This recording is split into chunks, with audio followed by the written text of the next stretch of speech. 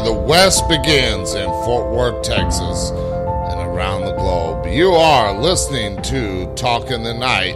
I'm your host, Paranormal Phil, and later on in the show tonight, we're going to be joined by my guest, Crystal Reed, as we talk about animal communications. But first, up on the Talk in the Night website, under the story of the day, climber finds cat on top of a 8,000-foot mountain. And I'm going to probably butcher this name. Wojciech Jabaski couldn't believe his eyes when he found the ginger tabby on Poland's highest peak. The veteran mountain climber had ascended the summit of Rice when he came across the feline. Despite being stranded over 8,000 feet up on top of the mountain's northwestern peak, the cat seemed totally unfazed and looked healthy, well-fed, and unconcerned with its surroundings. Jabowski noted that the animal had even approached him as he sat down to eat his lunch. It isn't clear exactly how it had ended up on the mountaintop. And this is in quotes. In my opinion, he came from a small hut for tourists under the Rice Peak on Slovakian side of the mountain, but this is just a hypothesis, said Jabowski. Photographers and footage of the adventurous Moggy can be viewed on the person's Facebook page, which is linked up to the Talk in the Night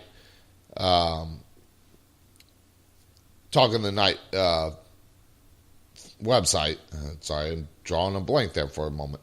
So let's talk about this and, of course, animal communications with my guest, Crystal Reed. Welcome to the show. Hi, Phil. Thank you. It's nice to be here. Thank you. All right, so tell the listeners a little bit about yourself. Okay. Well, often people want to know whether someone who claims to have psychic ability, especially talking to animals, is one of those what we call natural-born psychics, right? Where, you know, you've sort of always been able to do this since a small child or whatever. And that's not how it happened for me, actually. I grew up not really believing in psychic stuff and ghosts and all of that. And it wasn't until I was about 20 years old, and I had heard of pet psychics and things. And because I love animals so much, it sort of piqued my interest, but I didn't know if I really believed it or not. And so when I was 20, I went to this little 2-hour thing called Intro to Animal Communication. And it was just an evening workshop, and I really didn't expect to be able to do it. But I thought that it was, you know, kind of a fun thing I could tell my coworkers the next day, I went and did this thing. But I went to the workshop, and I could actually do it. And I was really amazed by that, and other people in the room could do it too. And I was also amazed by that, you know, so this started changing how I had to look at things in the world, because all of a sudden I was experiencing personally something that I had been skeptical about. And so then from there, that sort of opened my mind to a bunch of other things I was skeptical about, and now, you know, my life is much different than it used to be. But, and then I trained and I practiced, and I'm much older than 20 now, I'll just say that. So it's been a long time that I've been doing this. And, so I came at it in a very intentional way of trying to learn this skill versus other people who are just born with it. Okay. Yeah, I mean, I'm the kind of person that was born with this ability. Of course, I saw my first spirit when I was 5 years old, so I was never fazed by it. All right, so when you went to this course and everything, that's when you discovered you could communicate with the animals It is. And here's the interesting thing that is hard for people sometimes to understand. The first activities we did weren't even with animals. They were with the other guests, and I was there with nobody that I knew, so everyone were strangers. And she had us do picture a color, so she paired us up with strangers, and she had, picture a color and try to send that color to the other person's mind, and then that person was supposed to write down what you did, and then send them an image of your car, and they're supposed to write down what kind of car you have, and it was increasingly difficult visualization tasks, and we were in the room, a lot of us were getting like really surprisingly good hits for just out of the blue doing this with strangers. And then we started working with an animal where, in your mind you ask an animal to do something, and sometimes they'll actually do it. They're like children. Just because you ask them to do something doesn't mean that they will, even if they hear you, But it's, And so when I came home that night, it was like, well, maybe there's just something, I don't know what was happening at that class, but I'm going to try this. And at the time I had a pit bull. He and I were very close. And so I asked him in my mind to turn around in a circle 3 times and to lay down in a certain spot. And I made sure it was something that he wouldn't just normally do. It wasn't like a normal thing that he would do. And so I asked him, and he didn't do it. And I asked him, and in my head, I'm doing it louder and louder. And finally, he turned around in a circle 3 times and laid down where I asked him to. And that sort of blew my whole worldview wide open, and having to accept that this was real and that this was something I could do. And as I'd experienced in the class, other people had skill at this too. So. Now, go ahead. Yeah. Sorry. No, go ahead. I was going to ask, now, did anybody in that class mention that they were born with this ability, or was everybody, even the people teaching it, saying it was just learned? Even the woman. So it was taught by just one woman, and I'll say this was about 25 years ago. So in the way that you may have noticed that way more people are awakening to their different forms of psychic ability and that sort of thing. This was still, I don't know, the early 90s or something, and it was still sort of taboo. So there wasn't anybody in the room who was like, oh, I'm already a medium and I want to talk to animals. Like, nobody expressed that, at least, but they were, like I said, they were all strangers, so I don't know all of their backgrounds, but nobody was like saying that they could do this already. And the teacher actually had been she had worked in the stock market. She was a stockbroker for many years until she realized that she could do this. And then she sort of transitioned away from corporate life into doing animal communication and teaching it herself. So she was more like me. It wasn't like her whole life, this had happened. It just sort of came on, and she realized that it was just happening between her and animals. And then she ran with it. Okay, yeah, because I know I had a Siamese cat, and my parents got it, and I never was around that much, but when I was, the cat was like, there was like a special connection between me and my cat, and I mean, it was like chows. They were a one-person dog. Well, my Siamese was like a one-person cat. Okay. And I mean, and it wasn't even your cat. Yeah. Well, it wasn't at first, but it just latched on to me, probably because of my abilities. And of course, I never learned to communicate with animals, but I mean, the cat had a connection with me over anybody else in my family. That's very nice, isn't it? Isn't it very validating to have the love of an animal like that? Unfortunately, I had to leave my cat behind when my parents died, and I couldn't take my cat with me. It saddened me quite a bit. Oh, yes. Yeah, I had to get somebody else to take care of him and everything like that. And but I mean, he was almost he was like, I want to say over 20 years old.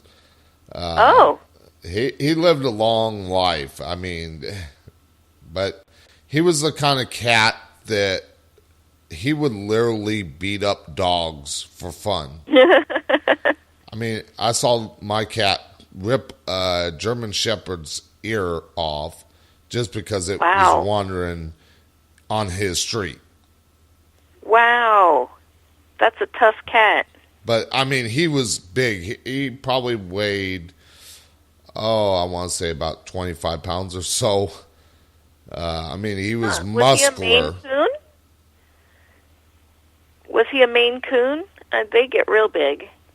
I am not Oh, no, too you sure. said he was Siamese. I'm sorry. You said Siamese. You already told me the breed. Yeah, sorry. but he had a problem with like a respiratory problem, so we could never get him fixed, but because of it. But I mean, he was pure muscle and he was big. So even pit bulls avoided him. Uh-huh. I mean, Yeah. even the biggest dogs were like, "No, I'm not messing with that cat." That's funny. They could tell his vibe. Well, besides the fact that I'm sure he just walked around with attitude, animals use telepathy with each other all the time. This is why it's one of the animal communication is actually one of the easier psychic abilities to try to learn, if you don't feel like you were born with it. It's because animals already use telepathy with each other. Some people seem to think that, it's just body language and whatever their little meows and barks are or whatever, but it's really not. They're using telepathy all the time with each other. They're not using human words, of course. What they're doing is they're sending pictures, feelings, and ideas to each other, back and forth all the time. And so they already know how to use telepathy. So that's why with animal communication, it's like, we're the novice, we're trying to learn it, but the other person on the other side of the conversation, who's not a person, it's a dog or a cat or a ferret or whatever, they're already highly skilled in this telepathy. So, all we have to do is sort of, lose a little bit of that filter. And because of your abilities, I'm sure you know exactly what I mean, right? Mm-hmm. There's about the filters, the way you can turn it on and off to some degree, and how a lot of it is learning to trust what communication you get, right? Because it's my belief, and you can tell me whether you agree or disagree, that there are a lot of people out there that get little psychic communications all the time, but they ignore it. They think it's their own thought or it's just some random whatever, but they've gotten it either from a spirit or an animal or maybe just someone they're very close to. A parent getting a thought from their child or something, and these are psychic abilities. But people just blow it off. So I don't know in your experience when you do your work, but this is how it's had to be how it was for me, since I had to, learn this on purpose, was learning to not blow off the information, learning to trust that I'm getting something from somebody else instead of it just being my own thought. Well, the way I explain it is I use the term coined the term the Santa Claus effect because everybody is born with this ability, and I'm going to include animals into this when I describe this. So if anybody's listening and they got small children, have them tune off the radio for a moment while I explain this. I don't want to destroy any small kids' perception of Santa Claus. All right. Give you a second. All right. So the way I explain the Santa Claus effect is that when we're young, we're told Santa Claus is real. As we grow up, we're told Santa Claus is not real. Same thing with psychic abilities. When we're young, our minds are not corrupted by the everyday world, which animals, their minds are not corrupted by the everyday world, so Right. they're able to see the spirits too. They'll follow the spirits. I got a friend out in Beverly Hills. His cat loves following the spirits, or his dogs will stay focused on the spirits, and everything like that. But as we get older, as far as humans go, we're told that it's not real. It's just our imagination. Nothing's there, stuff like that. And that ability is still there, but it just gets pushed to the deepest part of our subconscious. It's still there. It's just a matter of learning how to unlock that ability. I love that. I mean, obviously you said you coined the Santa Claus thing, and I had never heard anyone describe it exactly that way, but I totally agree with you. That's such a good way for people to understand that. Yes, it's a very natural thing. And, you know, some people are afraid of it, and some people think that there are, like, bad forces behind us having these kind of abilities, you know, something. But no, I think it is absolutely, I totally agree with you. It's something that we're all born with. Some of us keep it. Some of us have to gain it later, and some just never do, right? Some people just don't want to... people that are very religious in the Christian faith and stuff like that, they think it's all the devil's work and stuff like that, and they're just never going to learn it. And of course, that's the right to not believe in it. But everybody has this ability, and of course, I was, like I said, I was born with it like everybody else, but I was also reinforced in my abilities when I was very young, so it was never told I'm crazy, I'm seeing things, stuff like that. I was never told that. But let's get back into the topic. Now, what is animal communication? Okay, so unlike some people think, oh, an animal communicator is like an animal whisperer, and I think actually I like to make a distinction between those two things, because animal whispering is like Cesar Millan, right? He's the guy on TV, or there's the horse whisperer, and he was very famous. But they like to work, they need to work in person, right? Because what they're doing is using a lot of like body language and things like that that the animal understands in order to help an animal change their behavior. So animal communication is not that at all. You can do it from a distance. You don't even have to be with the animal. Sometimes it's easier because they're less distracted. And it's literally just a telepathic communication with the animal. And so in a way it's and it's not even like other types of psychic work. Like when you get a reading from many kinds of psychics, say a tarot card reader or someone who just does normal psychic work in general, they're getting information about you or about your life situation, not from you, but from like some collective consciousness kind of source, right? Wherever that information is, the psychic's going to get that information. But a medium, as you would know, talks literally to the consciousness of someone who just doesn't happen to be in a body anymore. So animal communication is much more like mediumship than normal psychic work, because you're just talking to the animals. So when someone asks me to help them figure out why their dog has started pottying in the house, for example, which, you know, is a common kind of thing because people typically come to an animal communicator because there's some problem that they want solved. It's not that I get some kind of all-knowing answer about why the animal is doing that. What I get is the actual conversation from the animal and what they can tell me. So the animal can't always explain. Like if there's a medical problem, they might know where it hurts, but they don't necessarily know what the disease is or, you know, what it is. They can just say, like, my left foot hurts. but they don't know why it hurts. So I don't know if that's clear, the difference. It's like if you were talking to a human and asking them, why is this happening, or how do you feel? All they know is what they know from their perspective, and that's all they can tell you. And like a human, they can lie. They can hide things. They can choose to not answer, for example. They have all this free will. Obviously, anybody who's had an animal knows how much free will animals have. Especially cats. Exactly. They're the assholes of the pet ant world. Yeah.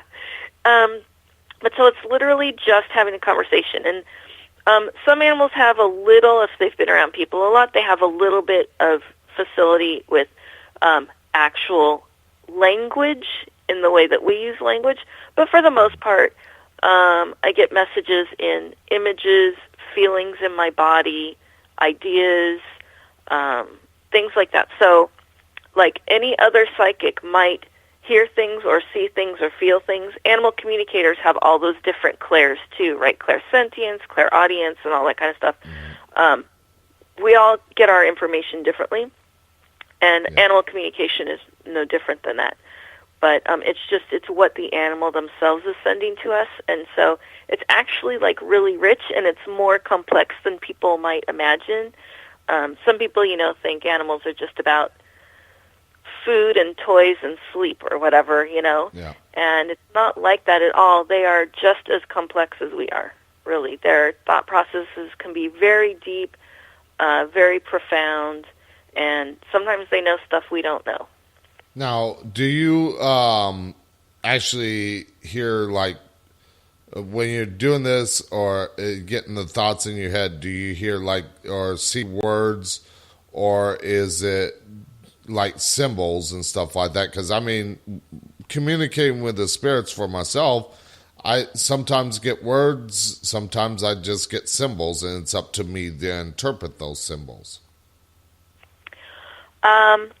I find that I don't get a lot of symbolism, but I get a lot of imagery. But it's sent to me in a literal, realistic way instead of it being a symbol. I've heard a lot of mediums say that they get symbols, like if someone holds out their left hand or right hand, it means something different, and they have like their own sort of like little dictionary, right, of what all their symbols mean. What I get from the animals is mostly images, like, if you were to think of going to the grocery store yesterday, and you could sort of replay that in your head, it's sort of that level of imagery that I get, only it's sent from them.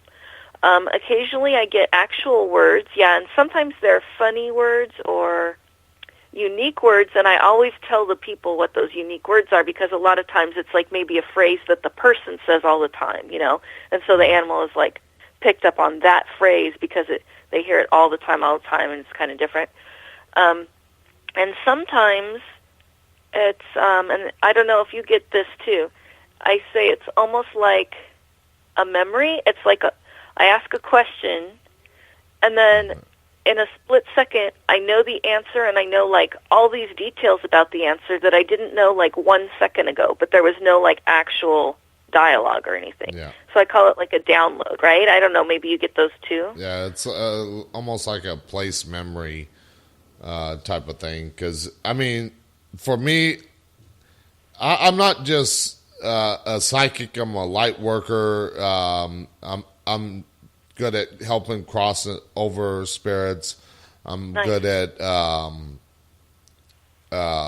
cleansing homes of darker entities. I can actually just look at somebody and read a person. So I rather than call myself a psychic, I usually end up using the term hyper empath. Okay. Just because I got all the abilities of all the different psychics, except for animal communication.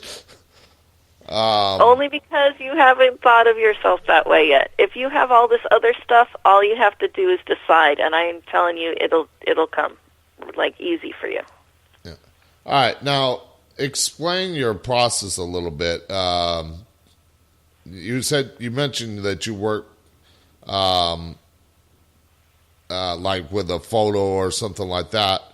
But do you also do it in person?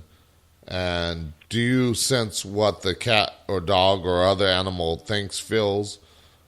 Or do you, well, I already asked that part about, do you hear them talk to you? Okay, so my process is that I mostly work through photograph. That's largely for convenience, just that way I can have clients from all over the country or even the world. I mean, I've worked with people in England and stuff. As long as the human client can talk to me in English so I understand what they want, they could be anywhere in the world, and they need to send me a photograph, preferably of the animal looking at the camera, so it's sort of like I can see their eyes.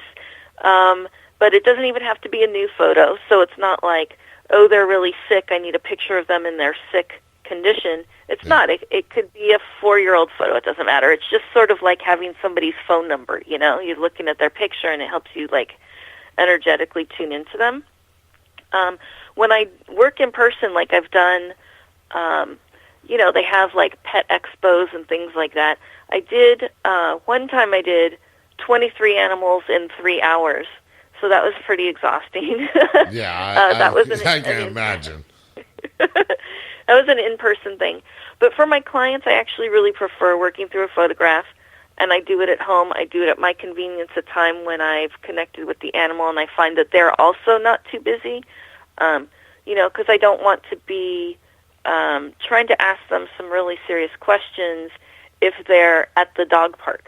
You know what I mean? Like, that's not a good time for them to be paying attention to me. So the photograph thing works out really well. And I'm at the point now where I can I don't need to do any extensive, like, meditating to get in the mood or, you know, the right vibration or anything.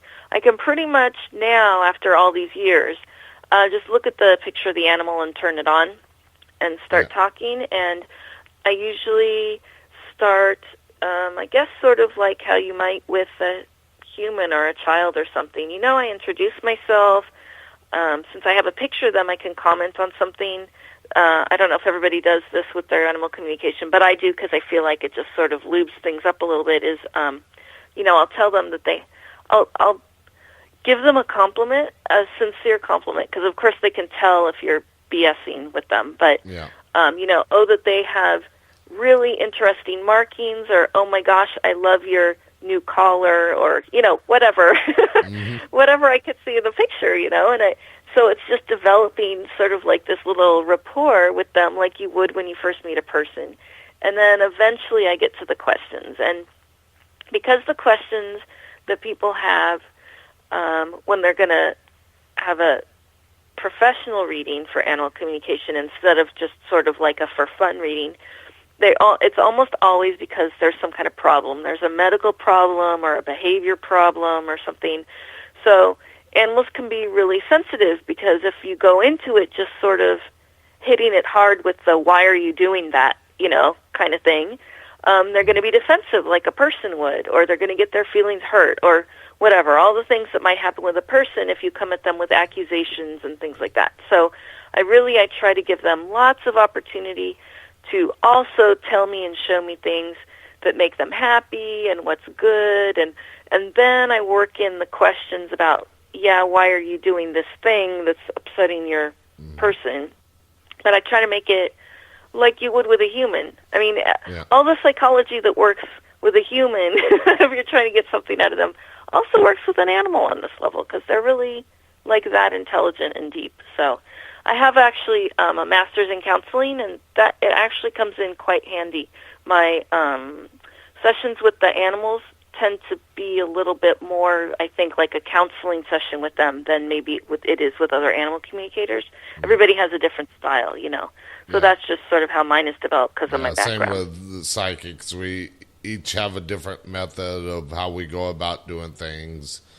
Of course, like me, I can do readings all the way on the other side of the world, but that's just me. But we're at the first commercial break of the night, but we'll be right back with more with my guest, Crystal Reed, as we talk about animal communication. We'll be right back.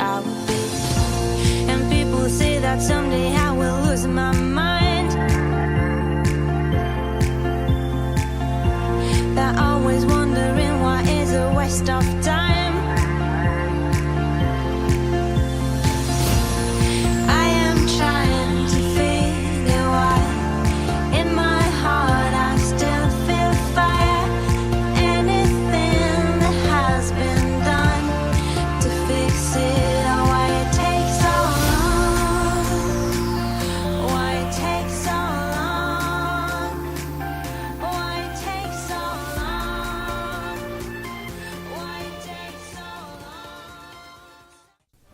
Are you a ghost hunter or paranormal enthusiast and need equipment to go out and investigate locations that have spirit activity? Well, GhostStop.com has all the equipment that you will need. They have a Boo Buddy ghost hunting kit for $169.95, or how about a Keep Calm and Ghost Hunt t-shirt for $19.95. Click on the banner ad at the top of the Talking the Night website and get shopping today. GhostStop.com, your one-stop shop for all your ghost hunting needs. Do you have a paranormal team? Are you a small-time author? Do you have a radio show that you would like to promote? Is there anything that you would like to get the word out there about but don't have a big budget? Well, Talking the Night has an opportunity for you to sponsor the show without breaking your wallet. Contact the show at talkingthenight@outlook.com or on the show's website or Facebook page for more details. Do you think you have a haunted or cursed object? Well, Nicole Gaspard does, and in her book Haunted Vessels and Cursed Objects, she talks about her continued paranormal and supernatural ghost encounters, haunted dolls, and other items that are supposed to be haunted or cursed. Pick up your copy today on Amazon.com.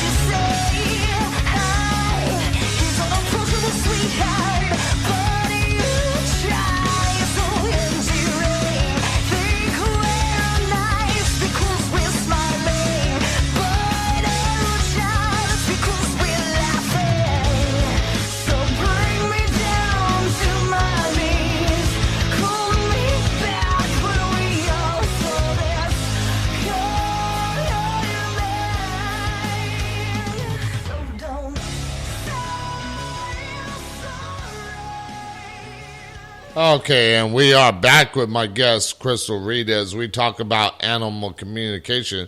And before we got into the break, we got into what, or how she goes about doing the readings and everything like that, and with photos and stuff. And I know me and her were talking during the commercial break, and I talked about how some of the things that I've seen through photos where I can do readings even around the world. The furthest I've done a reading is from California all the way to Romania. Oh. For somebody. That's so an exotic location. Yeah.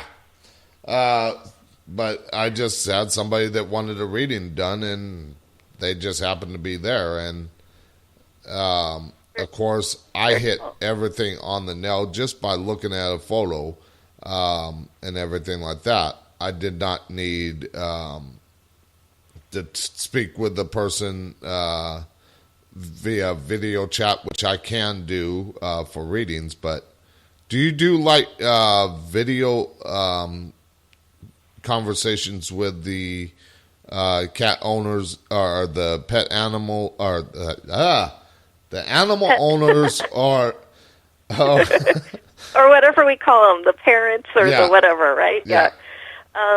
Okay, so I could, but I wouldn't really do my reading that way, because what I give the client is an actual transcript. So if you were to think of it was like a movie script or something, where while I'm talking to the animal, I'm also typing it out.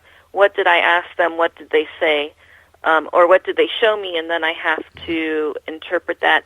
And it's in great depth. So part of the reason I like doing it through photograph, I prefer that over doing it in person, is because the more sort of minds that are involved, the more distracting it is.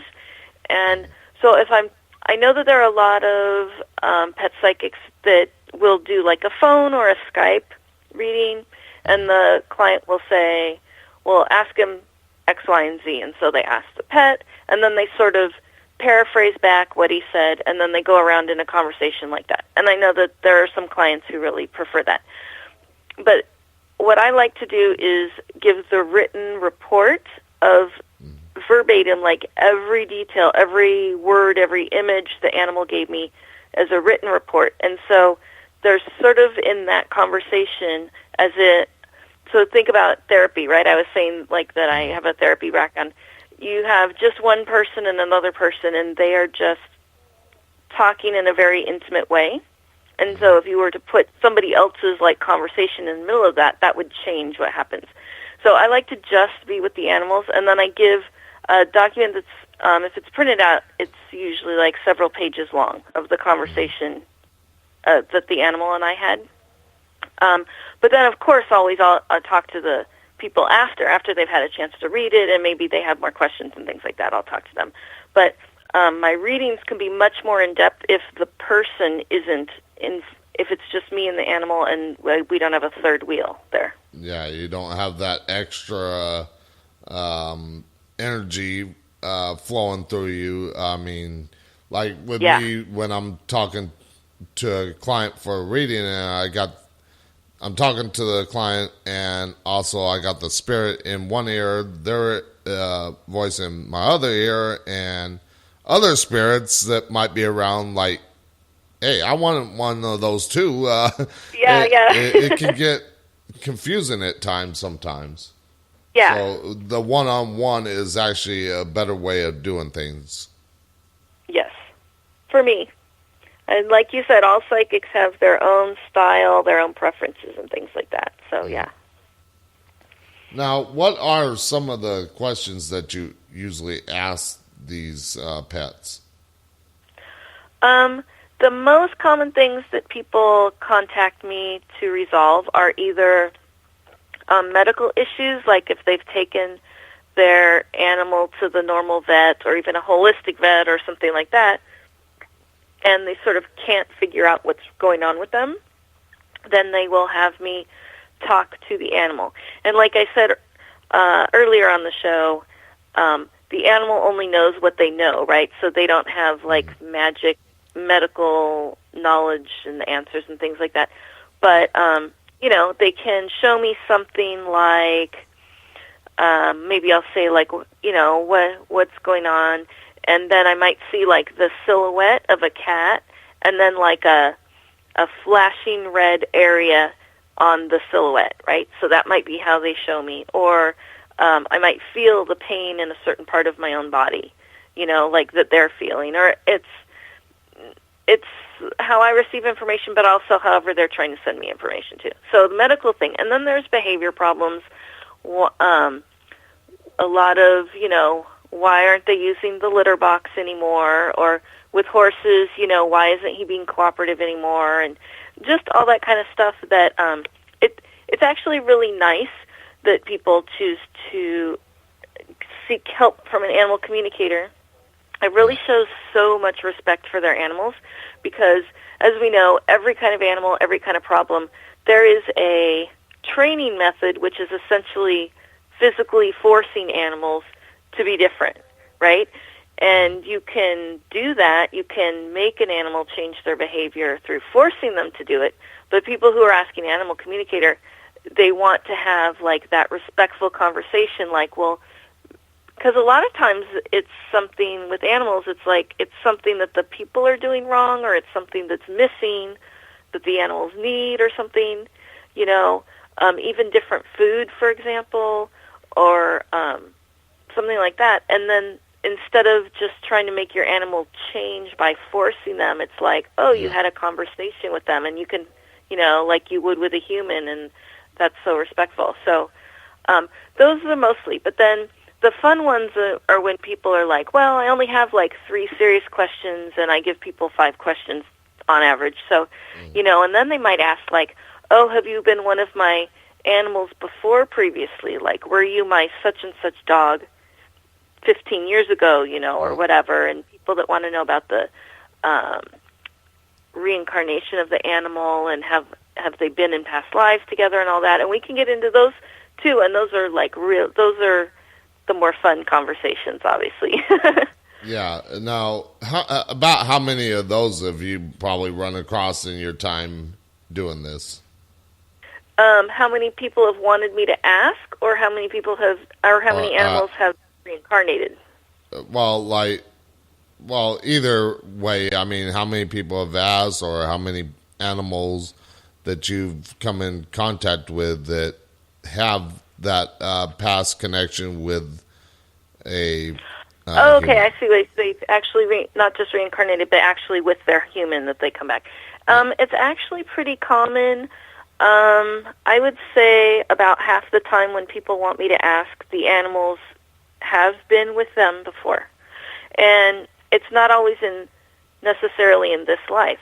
They might have been together in one of the humans' previous lives, too. They were their dog or horse or goat or something, in a previous life.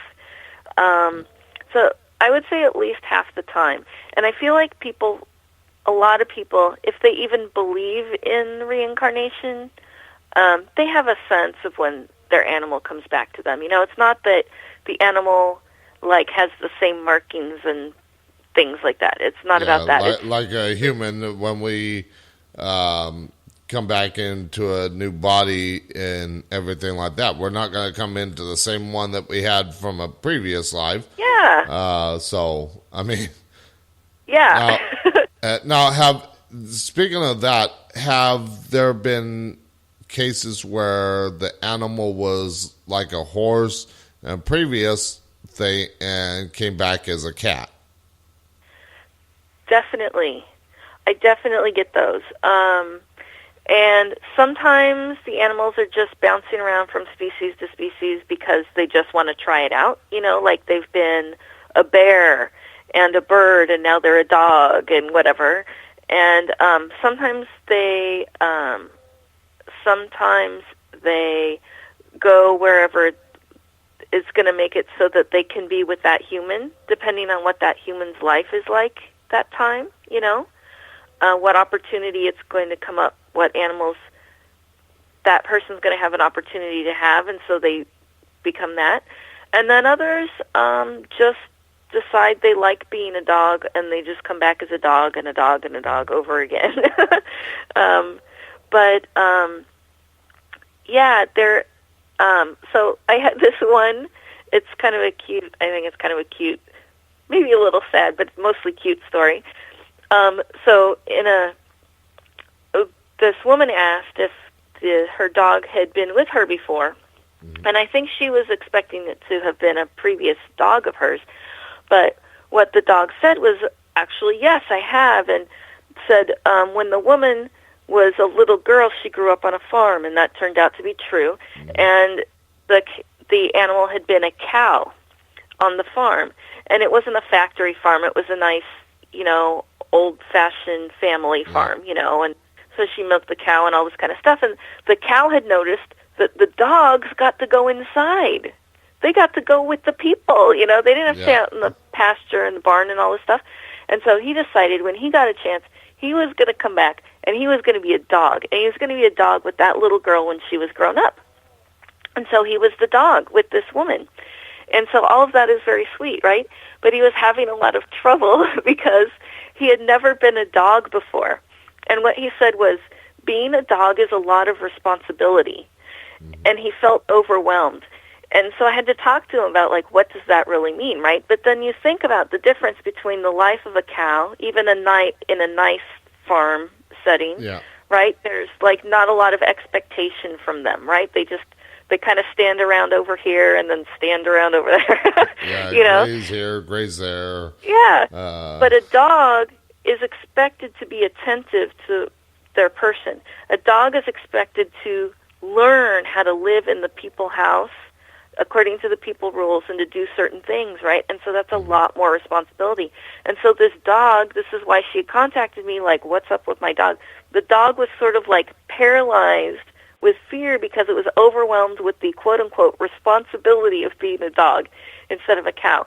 And so this is what I mean by they're so complex, if you really talk to them and give them a chance to express themselves, it's so almost human-like, and in their thinking and the way they're processing things, only they haven't had an experience as a human. They've only had the animal experience. But otherwise, the depth of like their emotions and their psychology is like, it's really fascinating. Now,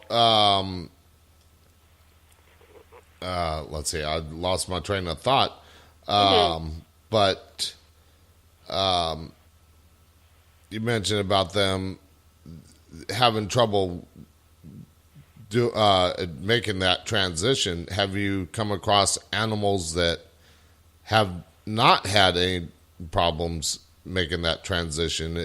And I'm talking about not just like a dog coming back as a dog. I'm talking about like a horse coming back coming back as a dog. Have you had any where the animal didn't have any problems like that, but just had other problems? Well, a lot of animals don't have problems jumping around. That was sort of one that sticks out for me, just because the animal is having problems. But because, sort of like us, depending on people's beliefs about reincarnation or whatever, but so here's how mine go, is that when we're in between our lives, we sort of work with guides and who knows what kind of higher power to sort of decide where we're going next, what area of the world are we going to be, male or female, like all that kind of stuff. Like we're sort of choosing that. And so animals too get to choose who they're going to come back as. And so the majority of animals don't really have trouble because they're choosing to go, this time I want to be a bear, this time I want to be a monkey, this time I want to be a bird. And so a lot of them go into it with confidence and the understanding that, like, oh, these have different freedoms and different skills or whatever than these other things and challenges. So most of them don't have that. But then, yeah, they do. Even dog to dog to dog, over and over again, they have issues that, at least things that we consider issues, in terms of behaviors of chewing things up that we don't want chewed, for example, or jumping on people at the door, and all these things that are just natural, like exuberant animal behavior, but we're like... people think are like they're very playful, or like cats, like I said, they can be jerks at times, knocking things over and stuff like that, but nobody actually understands what the animal is actually thinking at that moment. Right. If you can't actually ask them, we make a lot of assumptions, and sometimes I think our assumptions are kind of on track. I mean, you can tell when an animal's doing something because they're excited. You don't have to be an animal communicator for that, right? I mean, that's just sort of common sense, really. Or when they're doing something because they're scared and all that. It's when people need help is when it's like it's out of the ordinary. Like, it's like it's not easily explainable by just this sort of common sense we have from being animal lovers. Yeah. All right. Now, I know I got a lot of friends that are real into like animals and stuff like that, and they don't like to see the animal abused or anything like that. Have you had to deal with cases such as those where the animals, like pit bulls, have been in dog fights, or and they just went to a new home, but that new home, the owners having problem breaking that kind of cycle? Okay, well, animals usually, like, I would say even pit bulls who've been fought or whatever are often very, very grateful, right, to be in the new, safe, loving home. So I haven't had anybody bring an animal to me who was violent before and still exhibiting violence. Actually, no client has ever said that in particular. But what I will say about them having a past and then coming in, so a lot of times they have what we would consider in humans as PTSD, right? So they're anxious, they get nervous really easily, or They lash out sort of easily when they're startled and that sort of thing. So that's like a PTSD kind of thing, actually. They're not aggressive, right? They're reacting from nerves. And in general, when animals have come from a bad background, some kind of abuse or neglect, or on a chain all the time, or terrible things, they don't really like to talk about that. So some of them, people are always curious. You get an animal from the shelter, and it's like, oh, I want to know what their life was like before they lived with me. And it's totally understandable that people want to know that. But when I talk to animals, I would say there's about a quarter of them that are very, very talkative about that. It seems to be sort of therapeutic to them to get it off their chest, and they want to talk about the terrible things that happen. But I would say the remainder, so I said a quarter, so that would be 3/4, don't want to talk about it because in the same way that we don't want to talk about, say, like if we were abused as children or something, right? Like when we're meeting somebody, that's not what we want to tell them about us. That's not how we want to be identified. We don't want to keep reliving that by having to tell people about it over and over again, So most animals don't really want to talk about it. So some of them will refuse to share many details. They might say, oh, well, I lived with a man or something like that. But I can tell they won't go into detail, and so it's like they're trying to hide things or whatever. So the more useful way to ask that question is there anything we should know about your past that will help your new owners make your life better? And then sometimes, if you phrase it that way, they will go into a little bit of what happened so that you can understand why they behave in, say, like a nervous way or something like that. But yeah, I mean, just like a person, they don't want to be identified as, like, people tend to do this. Oh, I got this rescue dog. He just, he was on the verge of death and I saved him or whatever. And it's so awesome that they did that, but that's how they introduce the animal all the time. Oh, he was almost dying. Well, they feel that. They feel that you are perpetuating this identity of theirs with every new person who meets them, and they don't like that, actually. They appreciate that you've taken them in, but they don't want to be known as that. They want to be known as the new, happy, healthy, fantastic dog that you have now. They don't want to be labeled as their past. Now, like my uncle has a dog that, like I said, was in like kind of home where I guess, I don't know, I think it was like dog fighting or something like that. And he still had that behavior of wanting to kill smaller dogs and stuff like that. So that's why I wanted to know about stuff like that.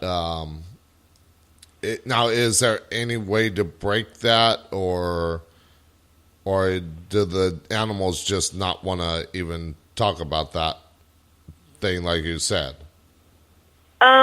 Well, I could.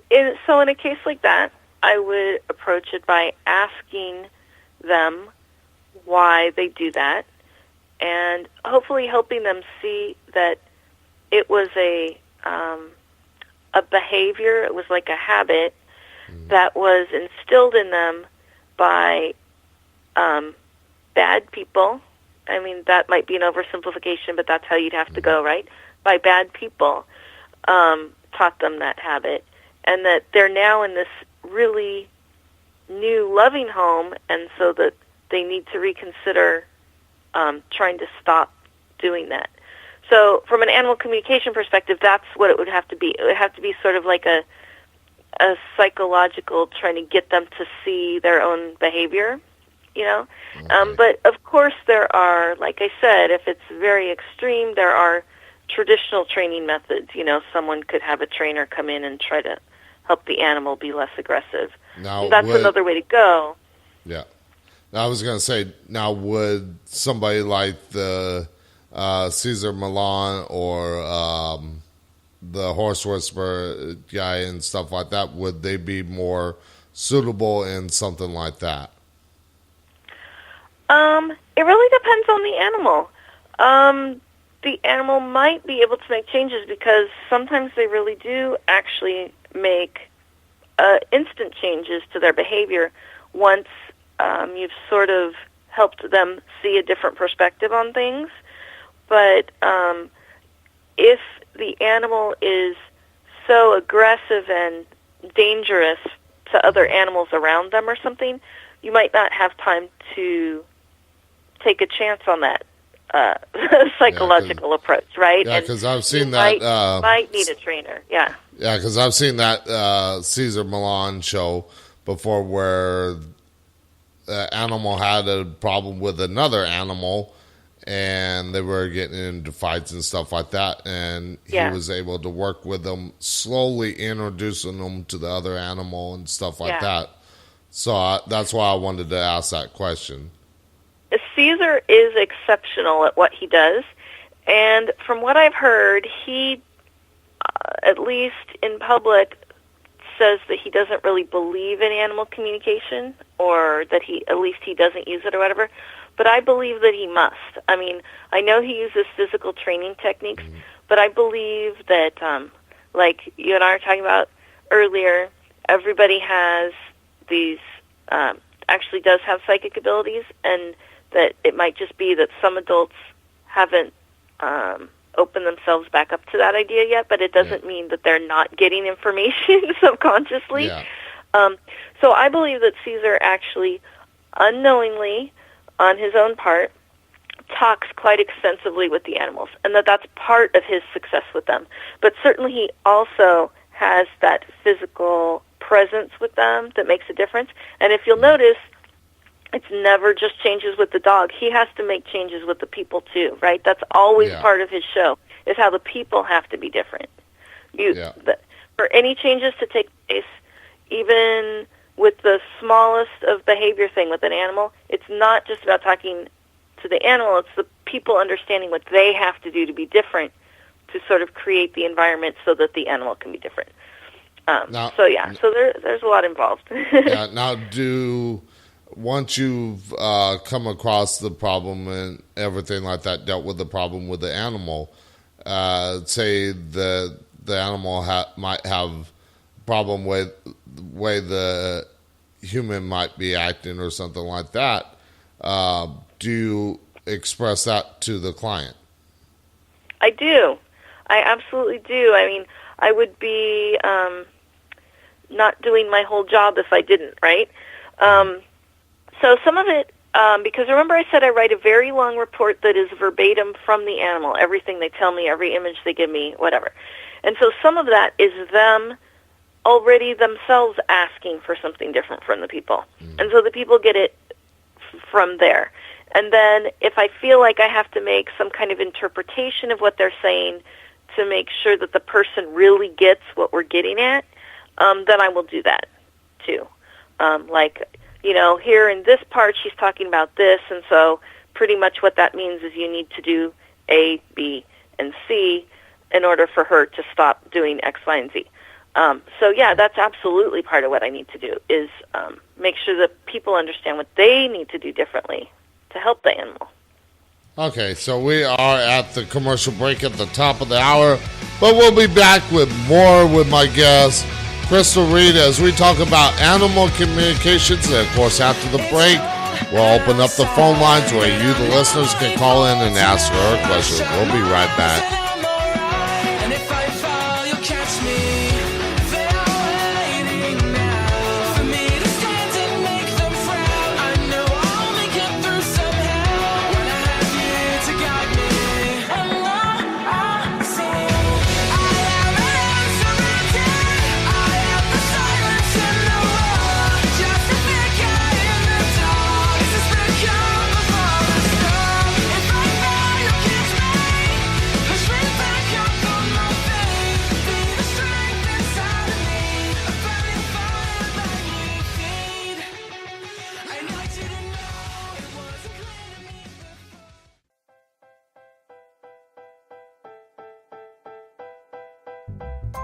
Do you have a talk radio, Facebook Live, or YouTube show and would like guests for your show but don't know where to go to get them?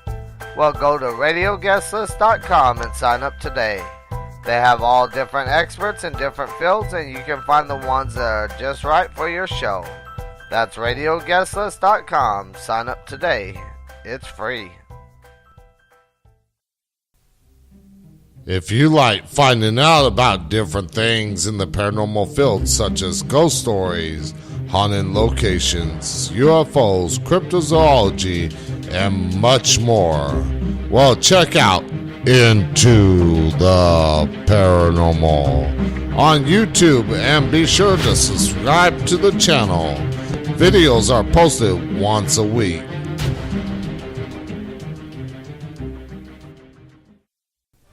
Are you a ghost hunter or paranormal enthusiast and need equipment to go out and investigate locations that have spirit activity? Well, GhostStop.com has all the equipment that you will need. They have a Boo Buddy ghost hunting kit for $169.95, or how about a Keep Calm and Ghost Hunt t-shirt for $19.95. Click on the banner ad at the top of the Talk in the Night website and get shopping today. GhostStop.com, your one-stop shop for all your ghost hunting needs.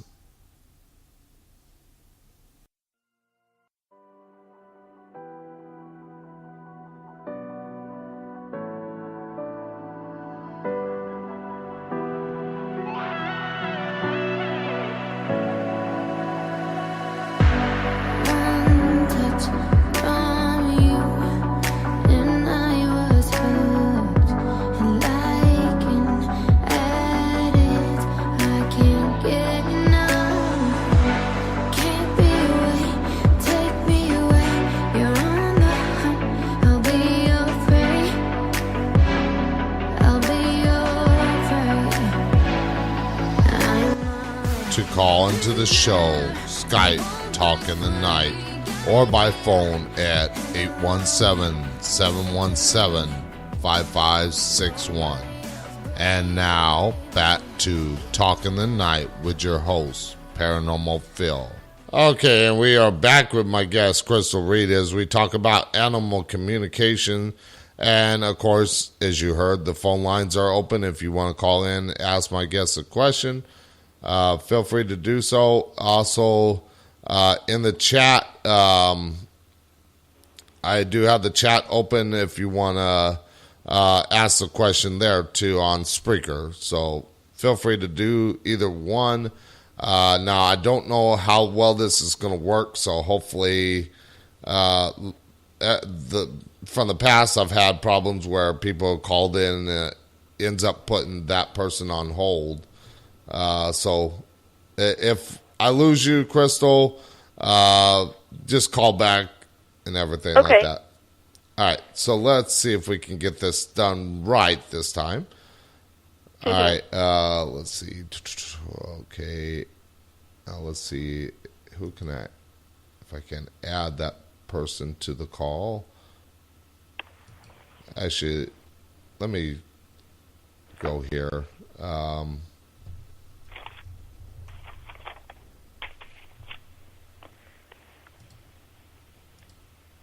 I'm going to actually Skype the person because I know Skype works well with doing that.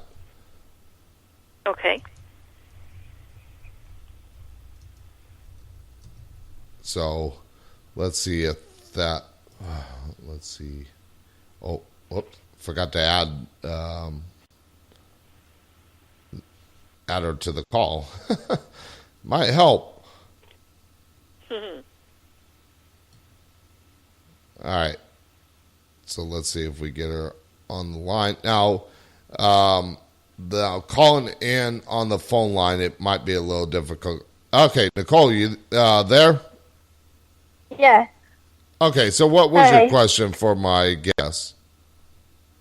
I've always wondered, do animals choose us or do we choose them? I'm having trouble, Nicole. Can you say that again? Yeah, I always wondered if do animals choose us or do we choose them? Oh, who chooses who? Okay. Yeah. A lot of times animals, if they are trying to incarnate with us specifically, because while they're in between lives or whatever, and they have that sort of bigger view of things, of knowing where they can put themselves in life in our path so that they'll choose us, that does happen quite a bit.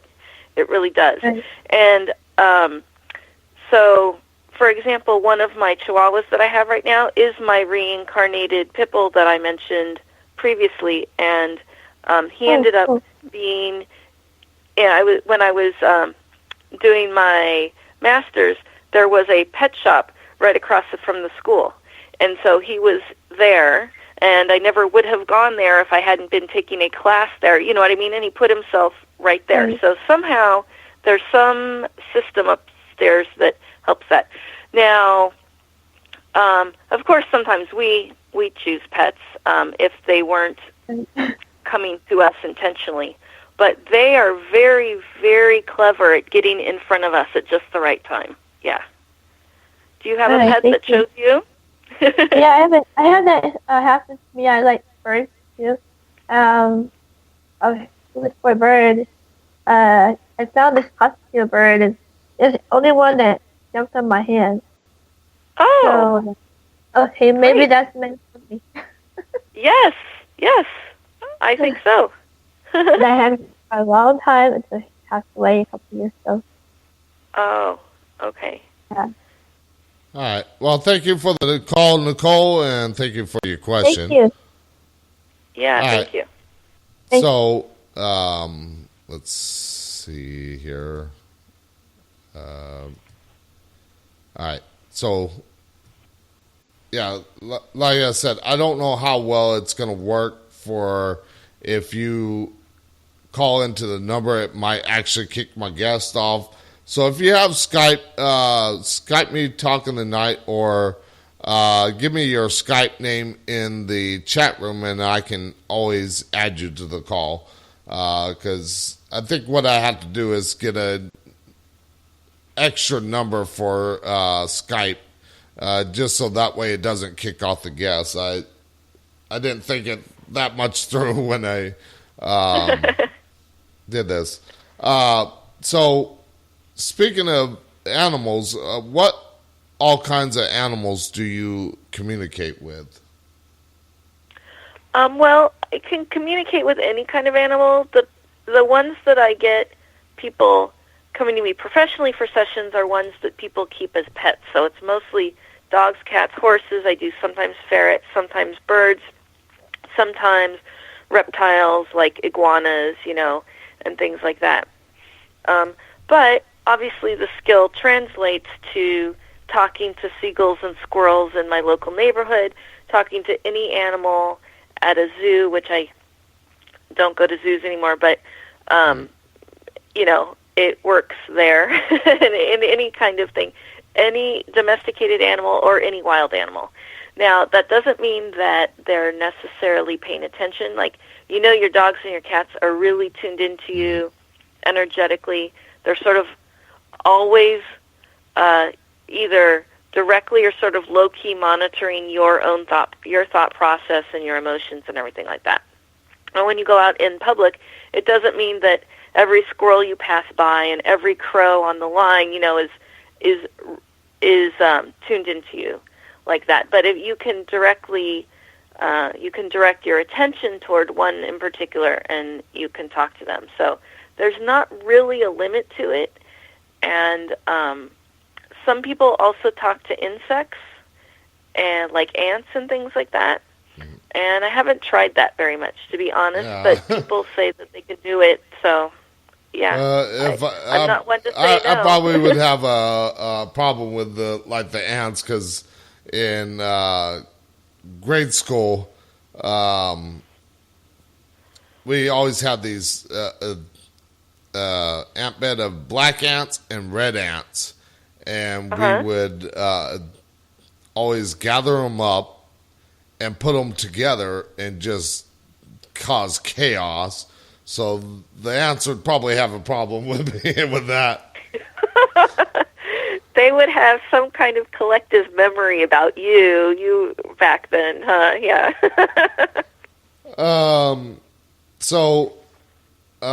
Let's see. Where are we? Let me look at the.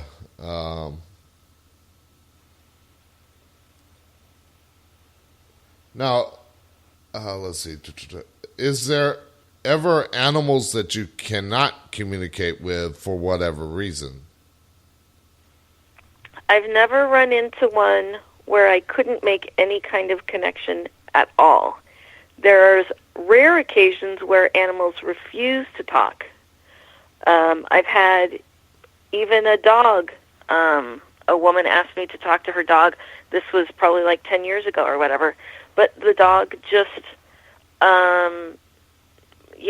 not talking to you, no comment, nothing. I don't have anything to say, kind of thing. So, I had to tell the woman about that, and she was disappointed. But they have free will, and all that. A lot of them are super excited to talk because it's the first time a human has acknowledged the communication between them, and so they talk and talk and talk quite a bit. But, they have all the possible personality traits that humans have. So some are very shy, and they say just very little. They're cooperative, but they don't talk a lot. And then there are others that can just go on forever. But I haven't found one actually where I couldn't at least make the connection enough for them to reject me. Okay, that's kind of where I was going with that question. Now we do have a question in the chat. Can animals receive Reiki or any other type of healing? Can they? I get it. I get it. Yeah, energy healing kind of stuff. Oh, absolutely. And they love it. They soak it up. I have a very little ability with healing. I would say, it's more than the average person that has none, but I'm not like a trained master or anything like that. I'm not making any claims like that, but I have some ability with that. And it's great to do energy work on an animal, and then you can see them maybe have like a tremble, right? Or they do a yawn, or they do that lick and chew thing, like where they doing that with their mouth or whatever. All of those are fine. They've taken the energy. Yeah. Yeah, that's what I was. One of the things my cat, I would the Siamese that I was talking about. I would scratch his backside, and he's like meow meow meow meow meow meow meow meow meow meow. He just adored that. Yeah, yeah. They take it really well. They love it. Their bodies react really well to them. And, it can be done, as you feel, I know you know this, that can be done at a distance too, right? Yeah. Some people work hands-on in person, but that healing can also be done at a distance. And it's a very good way to help your animals. And sometimes things that, like I was talking about earlier, medical problems, and doctors haven't been able to find anything, the regular vet or whatever. And sometimes energy healing actually is what cures them, because maybe their energy is stuck, for example, in the middle of their spine. It's not going all the way down or something, and so they're starting to have trouble with their hind end. They're losing energy or their strength in their hind end or something. Sometimes that's just an energy issue. You need an energy healer. You don't need, a regular vet with pills or anything like that. So. All right. Now we got another question here in the chat. Have you worked on missing animal cases and been able to locate any missing animals? Missing animals is really tough.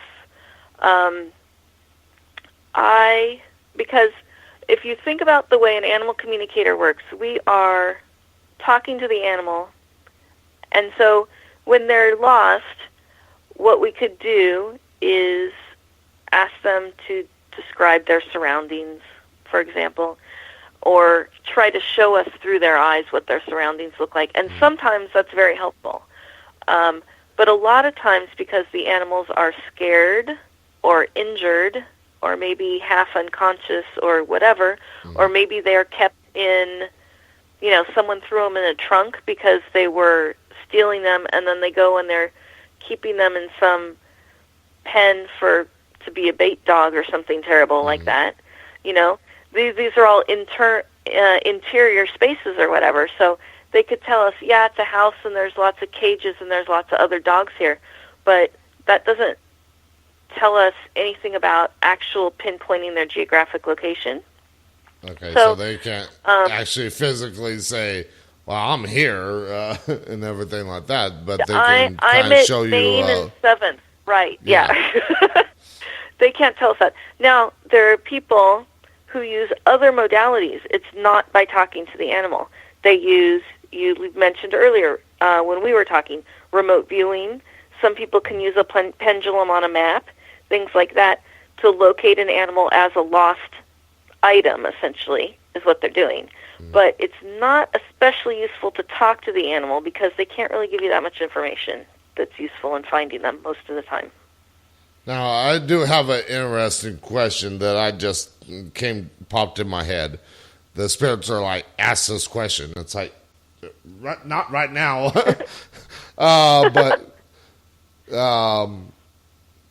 No, they were noticing that I read that story before I brought you on to the show about the cat up on the mountain up in Poland and everything like that. Now, do you think that cat might have known that he was there and that's where he wanted it to be, or... I mean, it's just like a hypothetical question, what you might think that might be going through that cat's head. Okay, so my initial impression when you were just reading about the cat up there was that even before you got very far with it, I was thinking, oh, well, that cat doesn't seem distressed to me, just even tuning into the idea of this where it might seem like, oh my God, somebody left a cat on top of a 8,000-foot mountain, and this cat is freaked out because it's alone, and how is it feeding itself? I didn't get any sense of distress whatsoever. So then later in the story you said that the guy hypothesized that maybe somewhere along the mountain that there were some huts or a village or something, and that the cat hadn't really come that far away, like to come visit him or whatever. Yeah. That seems more likely to me because the cat didn't seem upset at all. What I could get from it. It wasn't like, I'm trying to think of the name of the movie. It was one of my favorite movies, and I just cannot think of the name of it. It had a Siamese cat and 2 dogs. Oh, I know exactly the movie you're talking about. And I just can't think of the name of it for the life of me. I haven't seen that movie in a long time. I do know one of the dogs' name, but Chance, but I can't remember the other dog's name or the Siamese cat's name. But, I mean, when, say the animal gets left behind by accident, do you think that they might be able to find their way back to somebody or something like that? It's really interesting. I mean, we hear these stories, right, about like, 3 years later, this cat found their family from New York to California or something like totally crazy, right, like that. In a shorter, more reasonable distance, you were asking about missing animals before. One technique that we do teach animal parents to do if their animal seems lost, like their animal ran away, is to try to envision, and those of us do this work know how powerful envisioning things really can be, like a cord from their heart to the animal's heart. And they don't have to know exactly where the animal is to do this. It doesn't have to be a literal image, but you just picture the animal in front of you. And then a cord of, and that's love going from your heart to their heart, and you're asking the animal, come back, follow this beacon, right? Follow this path of light that I'm putting out there to come home. And apparently people have success with this sometimes. If the animal wasn't like stolen and being held against its will, or something, but it just wandered too far away from home, for example, and is afraid to try to come home, that is actually a thing. So my thinking is that in the kind of question you asked about, the animal accidentally gets left behind or something, if the people are thinking about the animal enough, with enough love, that they're probably doing some version of that already, right? They're sending out like a beacon to the animal, that the animal can energetically and spiritually follow. And I don't think humans could really navigate that way, human to human kind of thing. But for some reason, animals are so much more tuned into the spiritual and the energetic part of life that that's a technique that works sometimes. And it's like I said earlier in the show when I was mentioning the Santa Claus effect, where the animals, their minds are not corrupted by the everyday world. I mean, they'll see what's going on around them, but they're not really affected by it because it doesn't involve them so much. Right. And nobody's telling them, like you were saying, this totally goes back to your theory, nobody is telling them that all that stuff isn't real. You're crazy. You're making that up, right? I mean, that's just part of their experience, and they know it's real. So, yeah, exactly. All right. So, let's see here. Let's ask about what have the animals basically taught you in the time that you've been doing this kind of work? Well, I've said a couple times, I've really emphasized how deep and profound and complex their psychology is, and how some of them, not all, seem to have a sense of spirituality and all that. And even though I've been an animal lover my whole life, and I knew they were smart, I didn't really get until I started doing this work how intelligent they are. I mean, it's really hard to say. Like, any depth of personality, any character trait, anything that a human could have, animals also have that. And that was a surprise even to me, even as an animal lover. And in terms of anything else they've taught me, I've learned a little bit about the afterlife. I've talked to some animals that after they pass on, because sometimes that's what people want, is to make sure their animals are okay.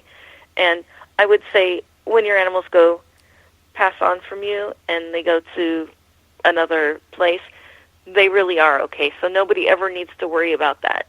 I don't want anyone to ever worry about that. And so, for example, they are cared for up there by caregivers. You might think of them sort of, I guess, as spirit guide kind of thing, kind of entities, and to help them adjust back to being in their spirit form instead of a body. And I've learned from them when they pass on that, sometimes they get a little stuck if we're grieving in a way that doesn't let them move on. Of course, we can absolutely grieve to our fullest extent, but it should be with the sort of with the side note to them that, like, I know you need to go on to your next good place, so I'll miss you terribly and I hope you come back, but it's when people are like, no, stay with me, that kind of thing, like animals can get stuck. So I learned that. I've learned that about the afterlife with them.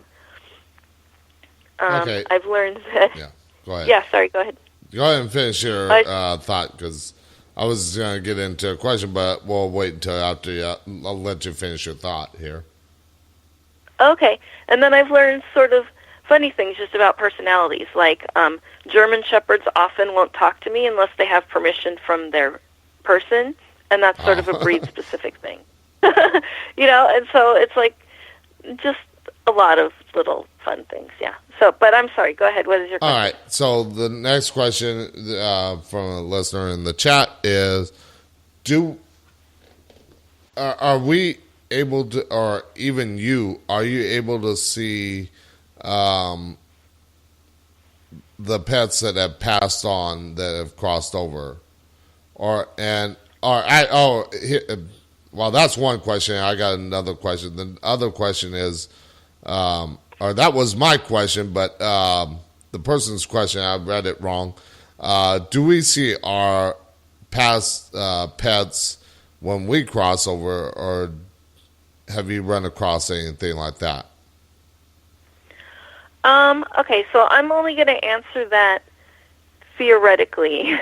Yeah. But I believe so. I believe from what I've heard other people who have more experience, I've seen my own past lives in between lives, but I don't want to say that that's totally like an area of expertise or anything, right? But my impression is that, yes, when we are in between our lives, we can see all of our past pets. We can also see all of the people we've known before, and all that kind of stuff. And our pets are absolutely there for us.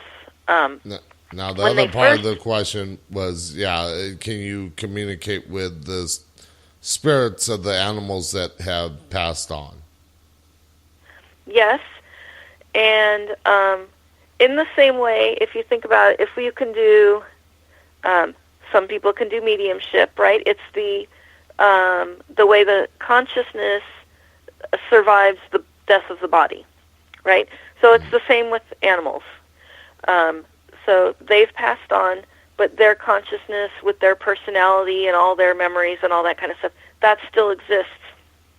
And so the idea of animal communication, telepathy between person and animal, person and person, anything, is sort of like magical, and but it's possible because there's always more and more people doing it all the time, right? We know that this is true, but we don't know exactly what the mechanism is, I don't think, that allows us to do that. But what it is it's my consciousness talking to their consciousness. And if consciousness isn't limited to our body, then it doesn't matter who is in a body and who's not in a body. Our consciousnesses are still talking to each other. And so they come through just the same. For me, talking to an animal that's passed on is just the same as having a conversation with a dog who is 2,000 miles from me but still alive in a body. Right. The conversation happens exactly the same way. Okay.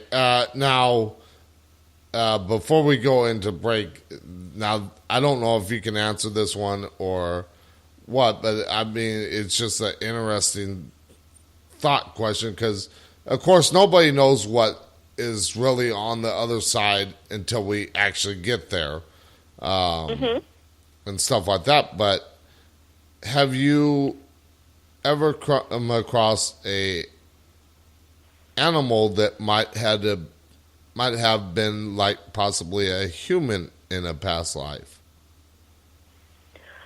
Personally, I've never experienced that. I've had client animals who had unusual types of entities in them. We'll put it that way. But I've never had one that ever said before that they were a human and that they were now an animal. Okay, yeah. That would be of course, I don't think I've ever seen anybody talk about something like that. I might have, but again, the spirits are like, ask these questions. Why? Maybe they want to tell me something. They're over there. Come on. Yeah. They need to spill a little information, too. So let's go into the commercial break, but we'll be back with the last part of the show, and we also have the lines open where you can call in and ask the guests a question. So we'll be right back after this short commercial break.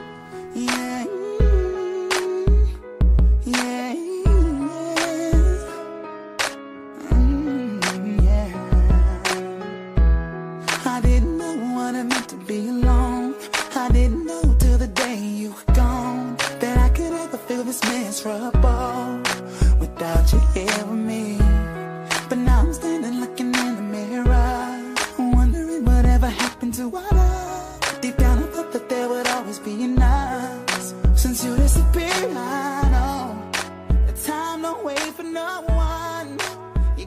say what you want.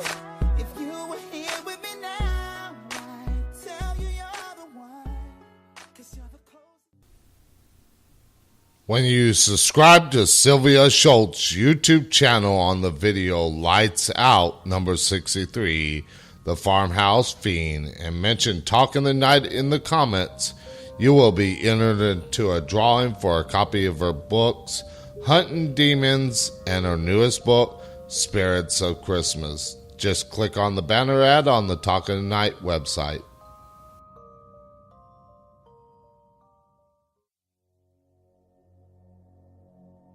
On Friday night during open lines, be sure to listen into Talking the Night for a chance to win a free signed copy of Nicole Gaspard's book, Dark Pathways.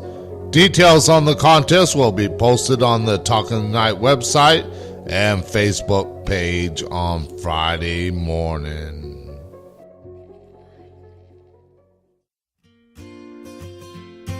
Just for Talking the Night listeners in the month of November, go to crystalhoperead.com and receive 25% off a pet psychic reading. That's right, get 25% off a pet psychic reading just for Talking the Night listeners in the month of November.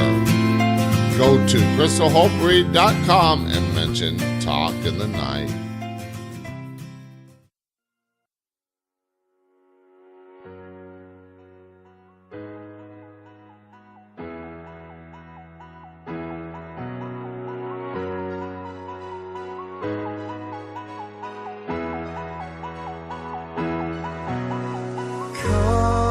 To the sun with me,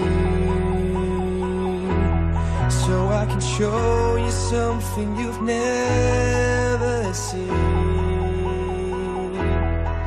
And both you and I shouldn't be too shy by letting go for once. To call into the show, Skype Talking the Night, or by phone at 817-717-5561. And now, back to Talking the Night with your host, Paranormal Phil. Okay, and we are in the last segment of the show, the last half hour of the show. So, the Spreaker chat is open. If you want to pop in there, say hi. I do interact with the listeners in the chat room. Of course, other stations that it's being played on, I do not have access to any kind of chat room or anything for those. So the only way I can interact with you, the listener, is either you call in or you pop in the Spreaker chat. So the phone lines are open if you want to call in, ask my guests a question.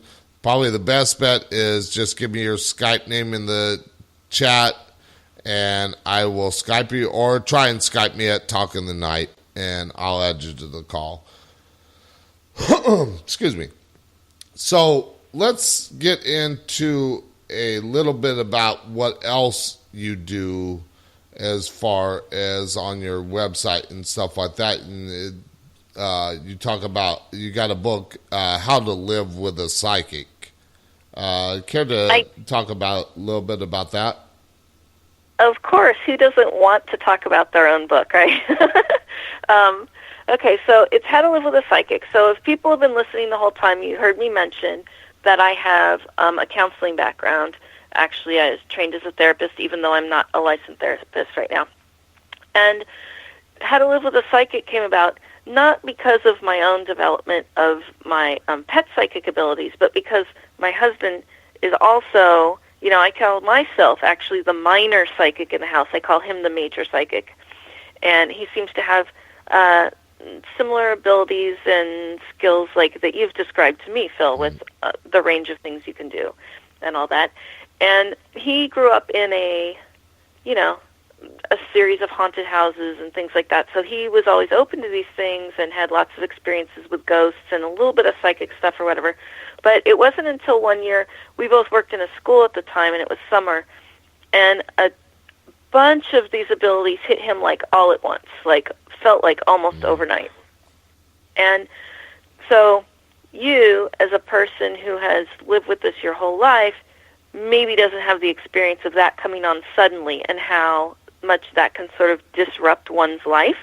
But maybe you can imagine that you can all of a sudden you start seeing and hearing spirits, and they're around all the time. All of a sudden you notice, even without trying, you just sort of figure out that you have healing ability.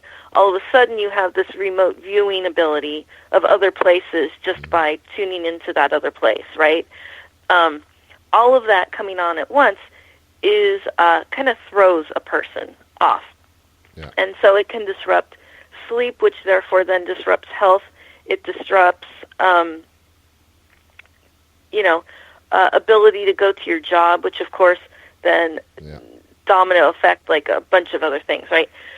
So there was so we went through this, and now all of these things that he does, they feel just as ordinary as breathing, as your stuff probably does to you now. But it was a period of a while where we had to go through this transition.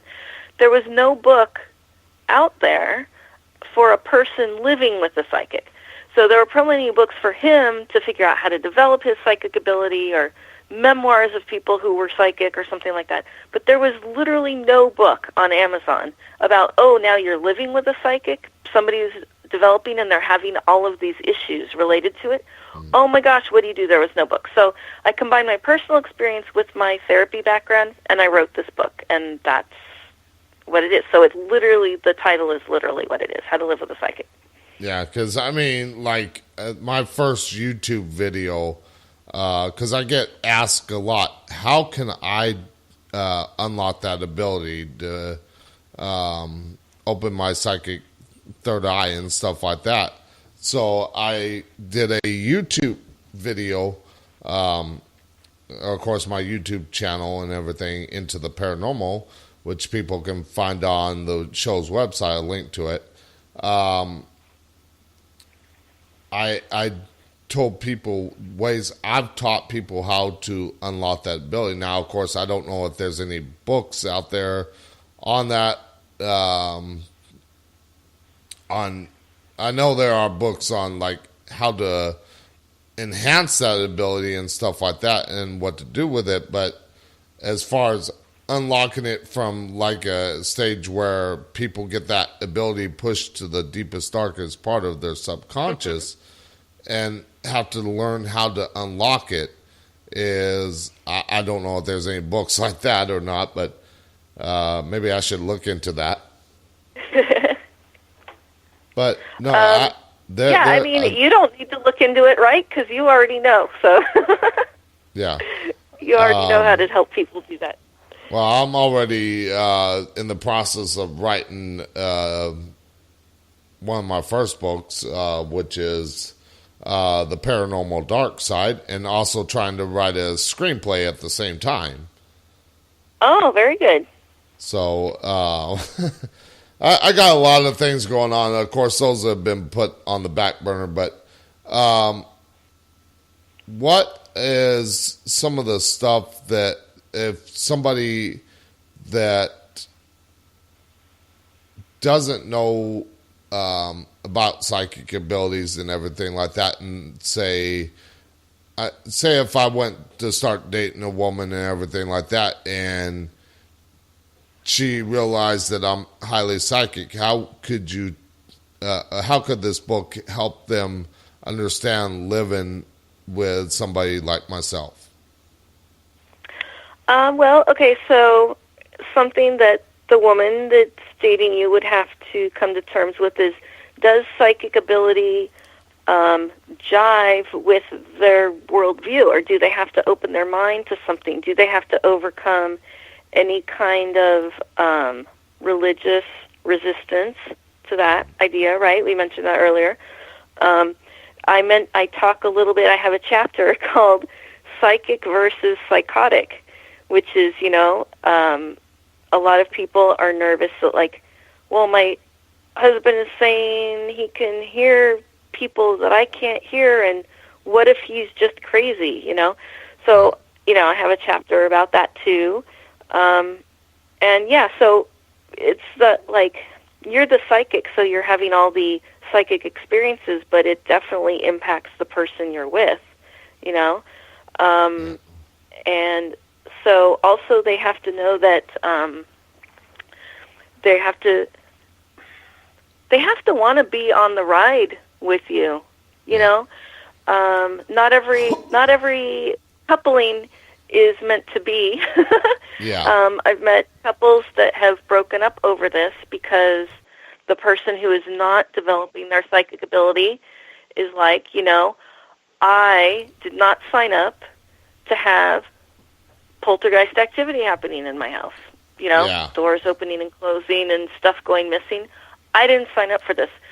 And so, you know what? That person needs to be able to leave that relationship so that the psychic can find someone who will support them. But these are all the things that a person dating or marrying or whatever, a psychic, needs to understand. There's going to be a lot of stuff that happens in your life that doesn't happen in any relationship you had before, and you have to get okay with that. Yeah, I think that's what I've had problems with in the past with past relationships. They didn't understand this kind of stuff. Sure. They're like, Sure. okay, what the hell is going on? Nope, none of this has ever happened before, and now it's happening. I mean, simply the fact you've said to me that at least sometimes when you meet a person, just by coming in contact with them, you know a lot about them. That alone is enough to freak some people out, right? They can't handle that. The right person for you, though, however, is going to think that's super cool. You know, so yeah. Yeah, I mean, And- of course, with that's another thing with me as far as, like, a lot of people I run across are into the Christian faith and everything like that. And when I mention I'm Wiccan, I practice witchcraft, that throws them off too. Oh, I can see how it would. Yes. Yeah. So I didn't know that about you. So that's pretty Yeah. cool. So people out there, I've never been on this site because I've been married since long before this site came up, but there's something called paranormaldate.com, and it's all people who are either into this stuff or that are psychic or that are just in it. And so and then there are also some smaller sites too. So it's kind of cool, just since we're talking about the topic or whatever, there are like places specifically now people can go where they're going to meet people who are open to these ideas, interested in these ideas. Yeah, somebody Thankfully, that's which gonna 10 years ago, that was not an option, you know. Yeah, see, I like I said, I had my first experience with spirits at the age of 5, but I actually didn't get into the field until 1992. So I've been in the field for 27 years. Okay. And of course, back then, as you mentioned earlier, there wasn't much about it. People were still wary about that kind of stuff. People talking with spirits or investigating homes and stuff like that. I mean, I was still using the old big bulky tape recorders to do EVP recordings and stuff. Yeah. There wasn't all this high-tech equipment and everything like that. But of course, like I said, when I talk about my experiences, or I have people ask me questions about the different aspects of the paranormal, since I've been in it so long, that I mentioned a lot of it is like all the stuff that is out there nowadays, like the apps and stuff like that, the high-tech stuff. Some of those apps don't work, but in all cases, even like the Ouija board, people ask me about that, is that bad? I say, the board is just a board. It's the intent that you put into it is what you're going to get out of it. Right. Yes, so true. So, I mean, speaking of... Go ahead.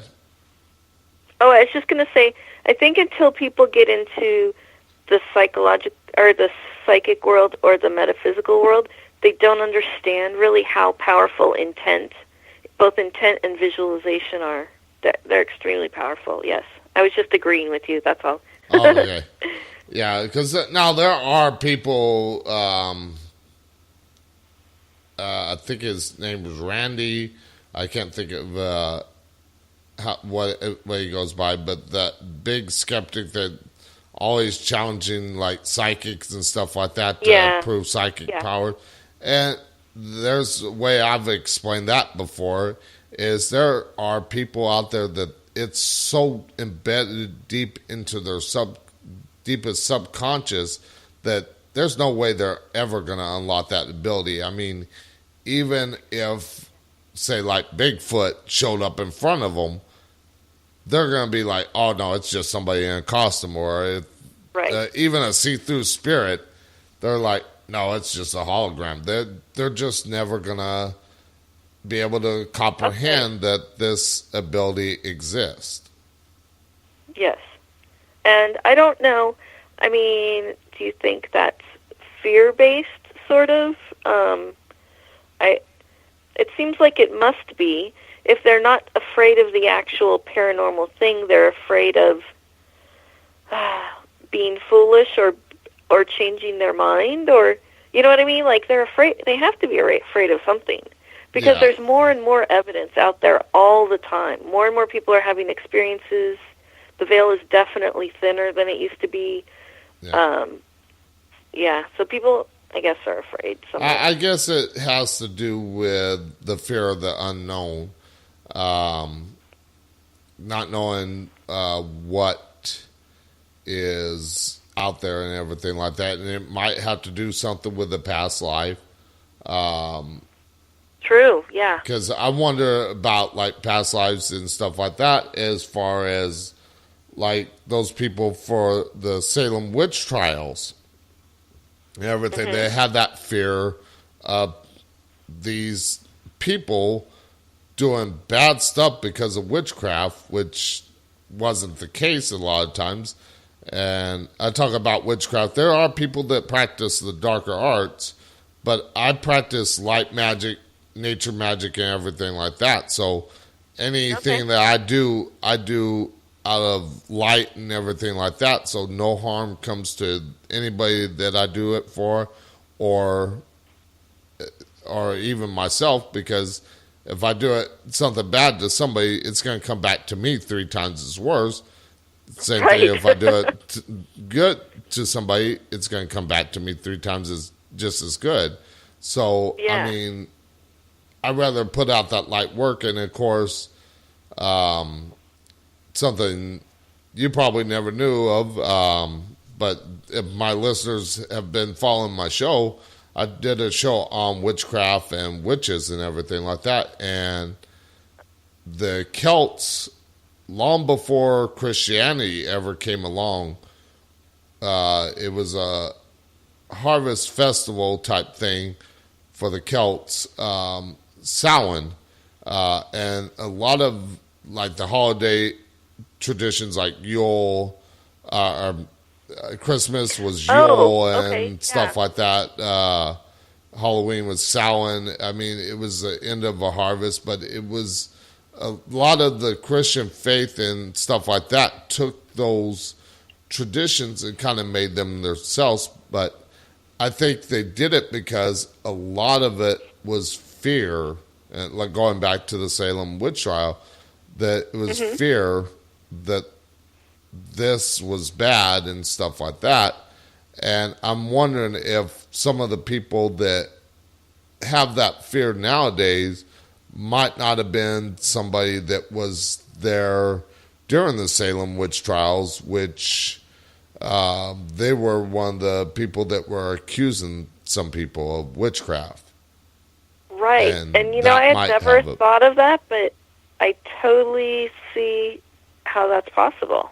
Yeah, I had just never thought of that before. Yeah, see, that's what I do. I tend to open people's eyes by making them think outside the box, especially with the Santa Claus effect. Nobody has ever thought of it that way until I coined that term. And they're like, it Yeah, makes it's- complete sense, and it's simple enough to understand. It's not like me trying to explain medical books to somebody that doesn't understand medical jargon. Right. I mean, I'm not going to go in great detail of what I see and everything like that to somebody that never experienced it. Now, there was a person at the Omen House out in Beverly Hills that was new to her ability, and you talked about them coming into all those abilities at once, and it felt weird. Well, talking about this, this person was a empath like myself and everything. She was just new to her abilities. She was just learning about them and everything like that. And the house next door to the Omen House had a darker energy. Even I could feel it. And Oh, no. of course, people came out of that house because we had rented it out to do an investigation, and they were coming out physically ill and stuff like that. And she felt it a lot more than anybody else. So being a light worker that I am, I told her, okay, stand up, close your eyes, take a couple of deep breaths, listen to the words that I'm saying, and just take a couple of deep breaths, and then imagine the brightest white light that you can imagine. And she did so, and like 2 minutes later, it was like nothing ever happened to her. She felt Oh, good. actually wonderful. And that's why, like I said, that's an ability that I have that most other psychics will not have, that ability to do light work like that. But everybody has a different ability. Now, what would you say to somebody that is into like psychic abilities, but they're with somebody else that has another ability that they're not quite understanding? So you're saying somebody who's not totally new to the situation, but it's pushing their boundaries a little bit. Well, say it's like that person. They're just new to their ability, and they come in contact with somebody that is strong like myself. Okay, well, if you can determine that person is going to be a positive influence and not a negative influence, because that's very important. That can happen, of course. Let your energy and train up to their energy. So I imagine you're somewhat like Brett, in that people's psychic ability, natural psychic ability, probably increases when they're around you. Do you find that to be true? Yeah, I mean, they of course, like I was talking about that one situation, not only was I having her to project that white light, but I was also projecting a white light around her from my energy. So she was feeling that on top of what I had her doing. Yeah.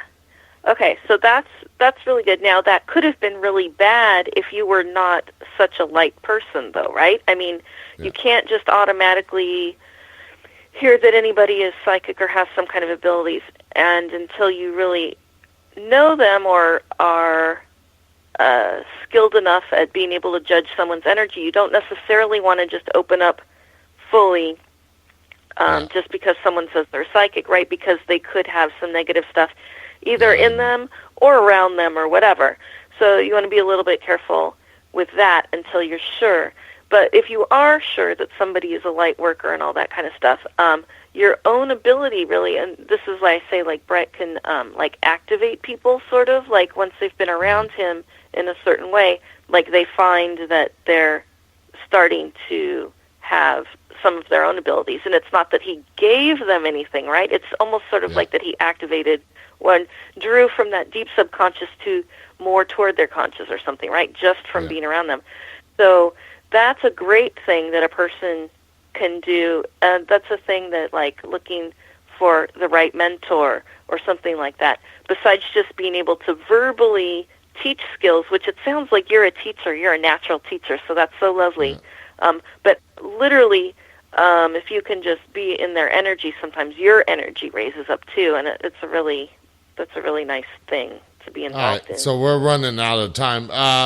Where can people find about the stuff you do with animal communications and, of course, your book, How to Live with a Psychic? Okay, well, my full name is Crystal Hope Reed. Crystal and Hope spelled in exactly the normal ways, and then Reed is R-E-E-D, so crystalhopereed.com, or you can find me at Crystal Hope Reed on Facebook, either of those ways, and you can get in touch with me, send me a message. There's all kinds of animal and communication information on there, not just that you can get a session, but I've written many small short articles about animal communication and animals and things like that if they just want information. And then, of course, links to the book are there, too. And, of course, your website is linked up on the Talk in the Night website, so if you want to go to the show's website, click on the link. It'll take you right to our website. Before we go, would you also... we'll mention about the little promo, of course, it played in the third commercial break, where I'll let you tell the listeners about it. Okay. My session is usually $200, but I'm doing 25% off for the month of November for Phil's listeners, so that would be $50 off. And you would need to send me an email letting me know you were one of Phil's listeners, and so that I can send you the special rate if you want to get an animal reading. Okay, yeah, just mention when you email Crystal, make sure you mention Talk in the Night, and you'll get that 25% off. I want to thank you again, Crystal, for coming on the show and everything like that. It was a great show to have you on, and I'll definitely get all the stuff to you after the show. Probably not till maybe this weekend, but I'll definitely get it to you.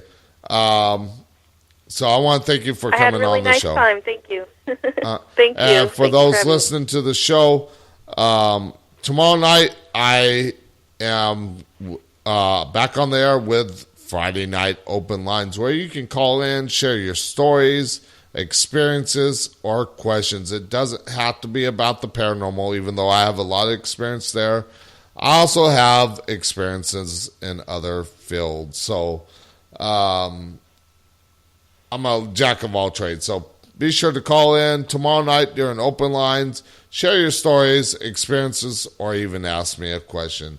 So again, I want to thank Crystal for coming on the show, and until tomorrow night with Open Lines, I shall see you on the dark side. Good night from Talk in the Night.